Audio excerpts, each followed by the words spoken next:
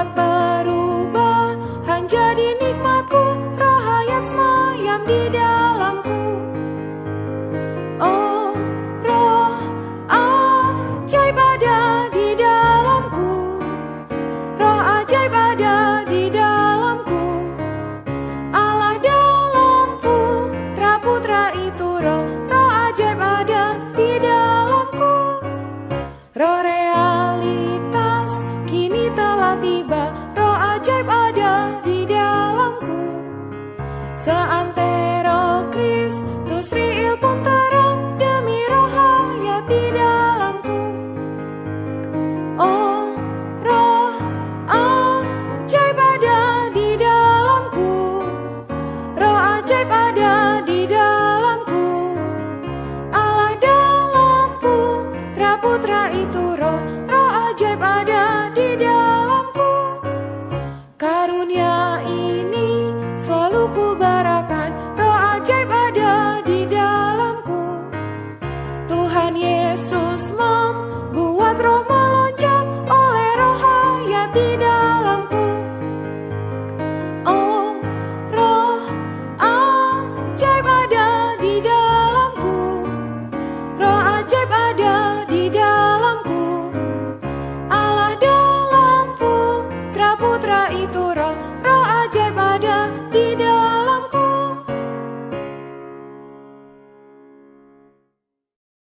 Proses penyusunan hayat Allah di dalam manusia. Pembacaan Alkitab, Efesus pasal 1 ayat 4 dan 20. Sebab di dalam Dia Allah telah memilih kita sebelum dunia dijadikan, supaya kita kudus dan tak bercacat di hadapan-Nya. Yang dikerjakannya di dalam Kristus dengan membangkitkan Dia dari antara orang mati dan mendudukkan Dia di sebelah kanannya di surga. 1 Korintus pasal 12 ayat 6. Dan ada rupa-rupa pelayanan, tetapi satu Tuhan. 1 Tesalonika pasal 2 ayat 13. Dan karena itulah kami tidak putus-putusnya mengucap syukur juga kepada Allah, sebab kamu telah menerima firman Allah yang kami beritakan itu, bukan sebagai perkataan manusia, tetapi dan memang sungguh-sungguh demikian, sebagai firman Allah yang bekerja juga di dalam kamu yang percaya. Rencana Allah ialah menghendaki Kristus memenuhi segala sesuatu, supaya melalui Kristus, baik yang di surga maupun yang di bumi, semuanya menjadi satu, dan sekali lagi menjadi harmonis dengan dirinya. Keharmonisan yang semula telah dirusak oleh iblis. Puji syukur kepada Allah, dalam alam semesta ini, manusialah yang terlebih dulu dipilih oleh Allah untuk kembali. Tidak saja demikian, setiap orang yang kembali, yaitu orang yang memiliki hayat Kristus, akan menjadi kepenuhan Dia yang memenuhi segala sesuatu. Kristus, Efesus pasal 1 ayat 23. Dan akan melalui Kristus ini, Kristus dan gereja mengekspresikan kemuliaan Allah, sepenuhnya merampungkan rencana Allah, supaya pemerintah-pemerintah dan penguasa-penguasa di surga sekarang mengetahui berbagai ragam hikmat Allah. Sebab itu, Allah sangat menghargai manusia. Ia mengutus anaknya datang, tidak untuk menyelamatkan malaikat, melainkan untuk menyelamatkan orang berdosa. Ia melalui pengaliran darah anaknya di atas salib, menghapus dosa manusia dan memberikan hidup yang kekal kepada manusia, supaya manusia mempunyai hayatnya dan bersatu dengan dirinya. Tuhan Yesus sendiri adalah Allah bersatu dengan manusia. Inilah firman menjadi daging, adalah Immanuel, adalah Allah menjadi satu dengan manusia. Sekarang, fakta ini akan terjadi lagi di atas diri orang yang percaya kepada Tuhan. Kita asalnya adalah orang dosa, tetapi syukur kepada Tuhan, masalah dosa sudah dibereskan dengan tuntas oleh karena darah Tuhan. Tuhan di atas salib tidak saja mengucurkan darah menyelesaikan dosa kita, juga membebaskan hayatnya supaya kita dilahirkan kembali. Biji gandum yang semula Tuhan sendiri telah mati, lalu menghasilkan banyak butir kaum beriman. Ketika Tuhan di bumi, tubuhnya adalah bait Allah. Hari ini kita melalui dilahirkan kembali juga menjadi bait Allah. Semula Roh Allah berada di dalam Tuhan. Dia adalah anak tunggal Allah.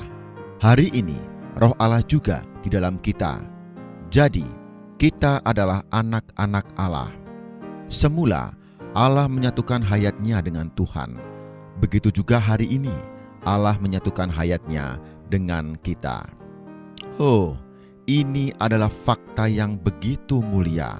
Allah telah menjadi satu dengan manusia, supaya manusia bisa menjadi ahli waris Allah, bersama dengan Kristus menerima warisan Allah yang limpah ruah. Oh, ini di luar dugaan manusia, namun sekarang telah menjadi satu fakta yang tegas.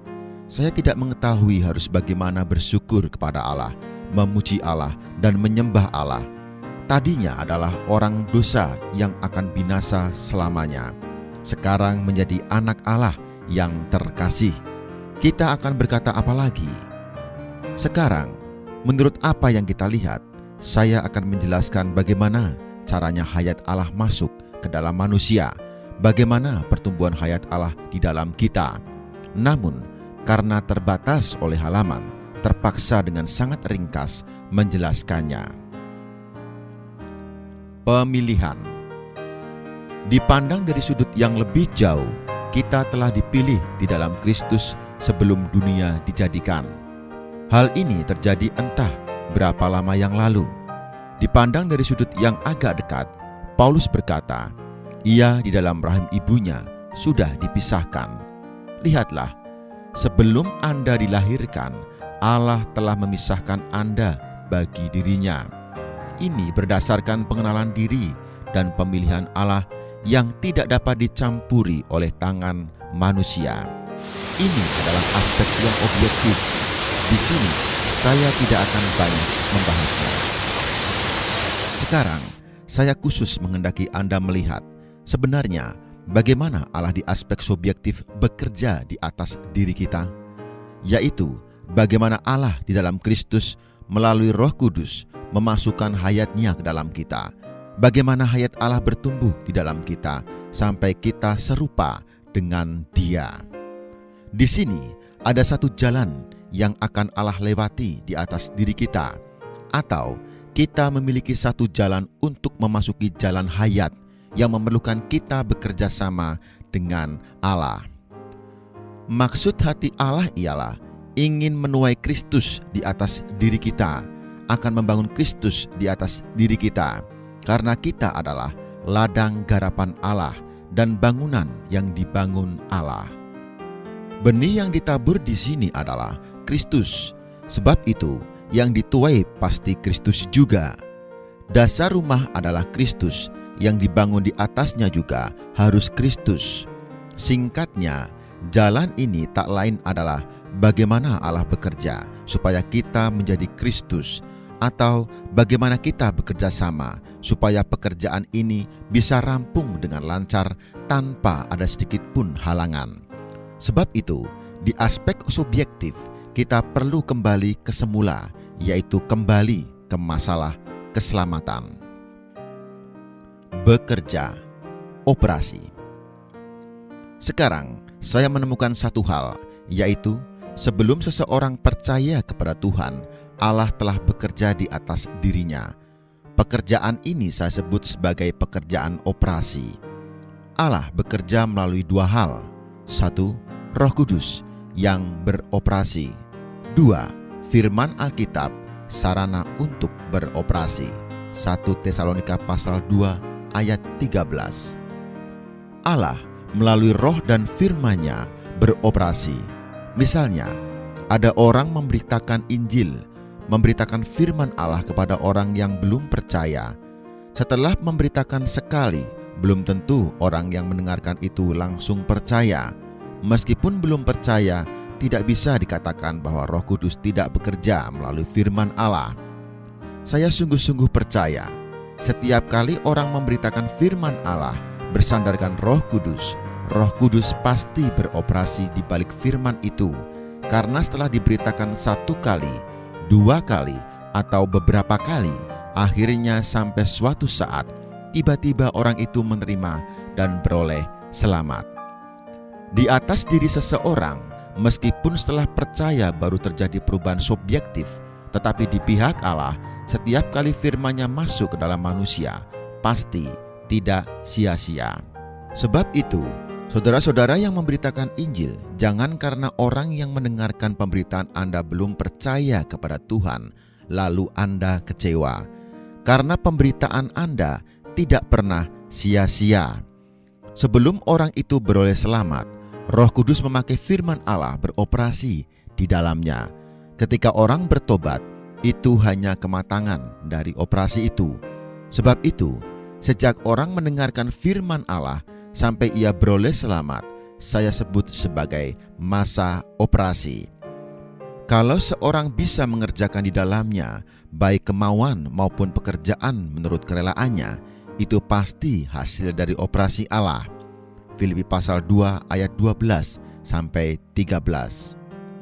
Apakah operasi? Operasi tak lain adalah pekerjaan menggarapkan Allah ke dalam manusia. Ini adalah langkah pertama pekerjaan Allah. Istilah operasi dalam bahasa Inggris dapat diterjemahkan sebagai inworking. Ketika Allah mulai beroperasi di dalam manusia, di pihak manusia mungkin tidak terasa apa-apa. Tetapi begitu operasi itu matang, manusia pun mendapatkan wahyu dan terang. Ia melihat sesuatu, dapat bertekad dan melakukan sesuatu. Di atas orang yang baru beroleh selamat, ia akan nampak dirinya adalah orang berdosa, dan Yesus adalah juru selamat. Karena begitu Allah masuk, terang juga masuk. Hayat ini adalah terang di dalam manusia. Matius pasal 6 ayat 23, Yohanes pasal 1 ayat 4. Sehingga ia mulai nampak dosanya sendiri dan membenci dosa. Seseorang bisa membenci dosa dan menolak dosa. Itu adalah hasil dari operasi Allah. Allah melalui Roh Kudus dan firman-Nya mengalirkan hayat-Nya yang kudus ke dalam manusia. Hayat ini mutlak berlawanan dengan dosa. Karena terang hayat ini, manusia dapat melihat keadaan sebenarnya dari dosa, nampak sifat jahat dosa. Sebab itu, dengan sendirinya bisa membenci dosa, tidak berdosa, dan menjauhi dosa. Wahyu dan terang. Saya pernah mengatakan bahwa operasi adalah langkah pertama pekerjaan Allah. Ketika pekerjaan operasi sudah matang, orang itu pun mempunyai pengenalan yang subjektif, perasaan yang subjektif, dan penglihatan yang subjektif. Inilah wahyu dan terang, atau disebut perasaan hayat. Perkara ini sangat penting karena semua dasar kemajuan rohani yang sejati terletak di sini. Jalan mengenal Allah yang sejati terletak di sini. Allah menyatukan dirinya dengan manusia juga melalui ini. Hal ini boleh dikatakan sebagai kunci yang sesungguhnya dari manusia berubah menjadi Kristus, sebagai intisari agama Kristen, juga sebagai perbedaan yang paling besar antara agama Kristen dengan agama yang lain. Allah melalui wahyu dan terang menyatakan dirinya sendiri, sehingga dengan dirasakan oleh manusia, menyusun dirinya ke dalam manusia. Allah mewahyukan dirinya ke dalam roh manusia, kemudian membuat pikiran manusia mengerti. Melalui ini, manusia berangan-angan mengenal diri Allah. Karena hayat Allah ada di dalam manusia, maka sifat Allah juga mengikuti hayat ini ada di dalam manusia. Sifat ini akan melalui terang mengekspresikan dirinya. Di sini saya tidak menjelaskan lagi apa itu wahyu, apa itu terang, karena telah dibicarakan di depan. Tetapi ada beberapa perkataan perlu diucapkan di sini, yaitu Allah itu roh. Ia melalui Roh Kudus tinggal di dalam roh kita. Sebab itu, wahyu terlebih dulu ada di dalam roh. Kemudian Allah menerangi pikiran. Setelah itu, barulah orang mulai mengerti. Efesus pasal 1 ayat 17 sampai dengan 18 juga menjelaskan urutan ini. Terlebih dulu roh wahyu, kemudian penerangan pikiran. Tetapi ketika mengalaminya, jangan terlalu banyak menganalisis. Sesungguhnya, sewaktu mengalami hanya merupakan perasaan di dalam saja. Misalnya, menjumpai satu perkara yang tidak benar.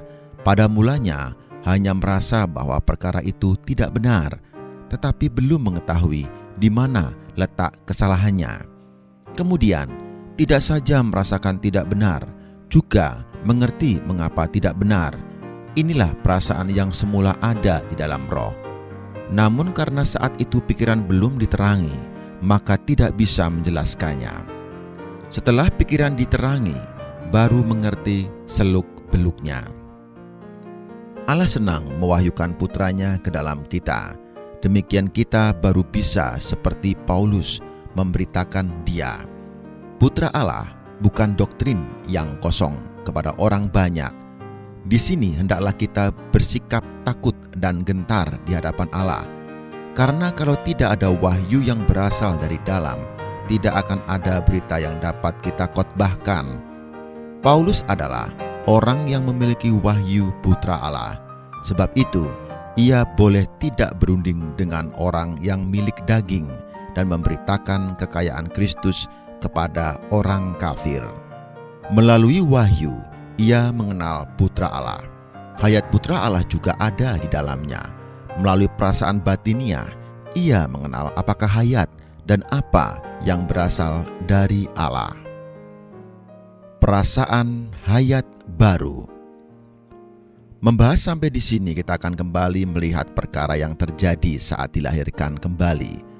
Pada saat itu, kita telah mendapatkan hayat Allah, mempunyai sesuatu yang mutlak baru di dalam kita. Setelah mempunyai hal ini, kita menjadi orang yang berbeda dengan semua orang dunia. Kecuali orang Kristen, juga berbeda dengan aku yang lama. Mari kita perhatikan. Perkataan ini sangat penting sekali. Yang menyebabkan kita berbeda dengan orang dunia adalah hayat. Ketika hayat ini terwahyukan, kita mempunyai perasaan yang baru. Perasaan baru ini berdasarkan sifat hayat ini. Segala yang berlawanan dengan sifat hayat ini dengan sendirinya dibenci, dilawan, dan ditolaknya. Apa saja yang sesuai dengan sifat hayat ini disenangi, diterima, bahkan timbul resonan. Lalu kita mempunyai semacam ya di dalam atau perkataan amin. Saya percaya orang yang mempunyai pengalaman tahu semua apa yang saya katakan. Puji syukur kepada Allah. Melalui perasaan semacam inilah terang hayat Allah menyuruh kita menolak dosa, dunia, nafsu, ego, yaitu segala hal yang berasal dari hayat Adam. Tetapi ini tidak terjadi dalam satu hari saja, melainkan menurut banyaknya terang yang kita terima menentukan taraf penolakannya. Semakin banyak terang, yaitu perasaan hayat, semakin banyak yang ditolak dan dilepaskan. Demikian hayat Tuhan semakin mempunyai kedudukan di dalam orang ini untuk berkuasa sebagai raja. Seperti yang dikatakan oleh Paulus, bahwa dia adalah orang yang seluruhnya diduduki oleh Kristus. Filipi pasal 3 ayat 12, Darby. Sekarang, saya akan sedikit membicarakan garis besar perasaan hayat orang Kristen. Aspek terhadap manusia dan perkara. Adil, benar, perasaan hati nurani. Setelah seseorang beroleh selamat, ia mempunyai perasaan adil benar, perasaan tulus, perasaan suci, dan perasaan benar salah. Sebab itu, Dalam pengalamannya, khususnya dalam hal berhubungan dengan orang, dalam hal kehidupan sehari-hari, dia sangat adil benar, sangat jujur, sangat suci, dan perasaan benar salahnya sangat peka. Kalau ada sesuatu yang tidak adil, benar, penipuan, kecemaran, atau perkara yang tidak tepat, dia bisa dengan sungguh-sungguh menangis, mencucurkan air mata, mengaku salah, dan memberi ganti rugi. Hal ini tak lain karena hayat Allah itu adil benar, tulus, suci. Hayat ini tidak memperbolehkan hal-hal yang berlawanan dengannya tetap tinggal di atas diri orang miliknya.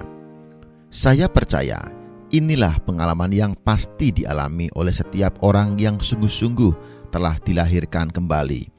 Ini juga perasaan hayat pada tahap permulaan yang dirasakan melalui hati nurani, sarana perasaan. Sebab itu, ada orang berkata bahwa perasaan hati nurani adalah perasaan Roh Kudus. Kalau seseorang setia dan taat kepada perasaan hati nurani, itu berarti dia sudah meletakkan dasar yang baik pada jalan rohaninya.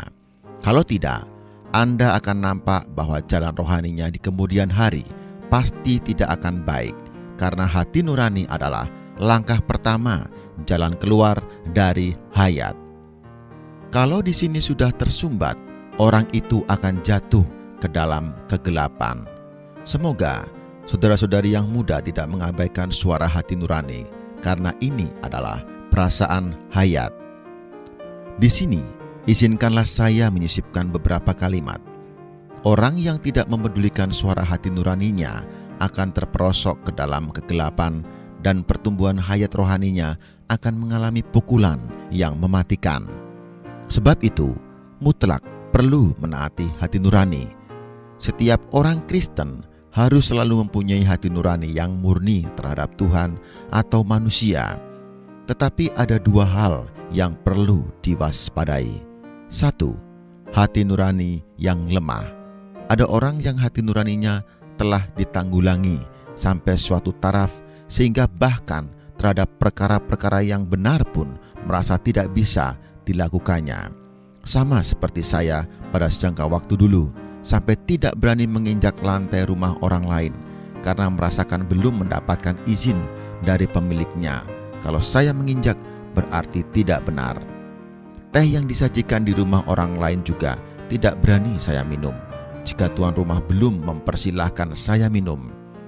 Keadaan hati nurani yang lemah ini perlu diselamatkan oleh pengetahuan. Karena keadaan demikian, ada kalanya bisa jatuh ke dalam tuduhan yang tidak berarti. Keadaan ini perlu mengenal khasiat darah adi. 2. Jatuh ke dalam keadaan membenarkan diri, membandingkan, merasa puas diri, dan lain sebagainya. Ketika berbagai tuntutan hati nurani sudah dijawab atau dipenuhi, orang mudah merasakan dirinya cukup baik, merasa puas, kemudian meremehkan orang lain, melihat dirinya lebih kuat daripada orang lain. Akibatnya, ia berhenti dalam hayat pada tahap hati nurani atau berhenti pada tahapan hati nurani dalam hayat dan tidak bisa menjamah hayat yang lebih dalam. Orang Kristen semacam ini sangat adil benar, pandai membicarakan benar salah, tetapi orang jenis ini harus diselamatkan terlepas dari keadaan membenarkan diri ini. Jika ia bisa merendahkan diri, tidak percaya kepada adanya dirinya, Allah akan memberikan lebih banyak terang kepadanya, supaya dia nampak. Seringkali Allah tidak saja tidak di dalam salah, juga tidak di dalam benar. Orang yang mengenal bahwa Allah juga tidak di dalam benar adalah orang yang bahagia. Daya pembeda rohaninya telah berbeda dengan orang Kristen pada umumnya. Saya rasa perasaan hati nurani orang Kristen adalah permulaan perasaan hayat. Kalau dalam perasaan ini ada penyakitnya, hari depan rohaninya telah tamat. Saya mengamati banyak orang Kristen ditinjau dari usaha penuntutan mereka tidak bisa dikatakan kurang. Tetapi begitu menjamah perkara rohani yang lebih dalam, mereka sama sekali tidak paham.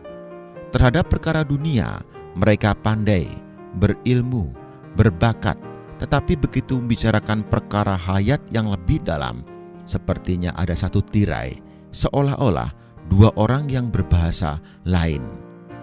Dua orang yang saling tidak mengerti bahasa masing-masing membicarakan satu masalah, akibatnya saling tidak memahami.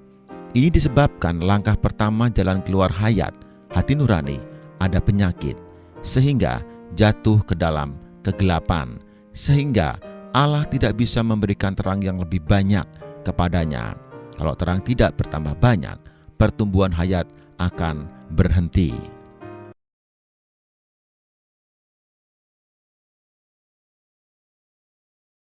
Aman nggak sih dok ya kalau minum probiotik rutin ini, apakah nanti ada side effect-nya atau gimana pendapat dokter Hans? Tapi sebetulnya usus kita sudah bagus sekali kerjasama dengan kuman itu. Kalau kumannya bagus, bukankah kita tidak usah lagi probiotik? Dan probiotik itu datangnya apa? Dari pabrik. Mulai promosi gencar dari pabrik-pabrik obat. Ini loh, probiotik isinya 2 macam kuman. Yang satu punya 5 macam kuman. Padahal kuman itu jumlahnya 7.000 macam. Tidak cukup kan? Pertama tidak cukup. Kedua, ada keluar uang lagi. Ketiga, ternyata kalau minum probiotik kadang-kadang ganggu pencernaan. Ternyata membalik. Jadi perut lambung sakit, lalu gasnya banyak, bahkan ada orang diare. Itu ada laporan seperti itu. Dan kebanyakan probiotik mengganggu metabolisme kita. Ada orang yang gulanya jadi naik. Cleveland Clinic mengatakan segala suplemen akan mengganggu ginjal Anda. Jadi alih-alih kita cari itu, lebih baik cari sumber yang datangkan 7.000 macam kuman flora itu adalah sayur dan buah. Makanlah sayur, makanlah buah. 3 kali makan ada sayurnya,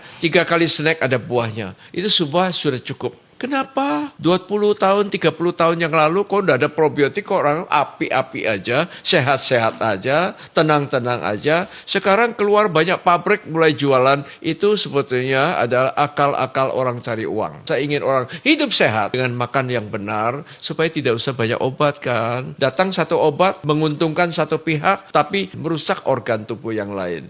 Nggak usah, makan sehat aja, tidak usah obat.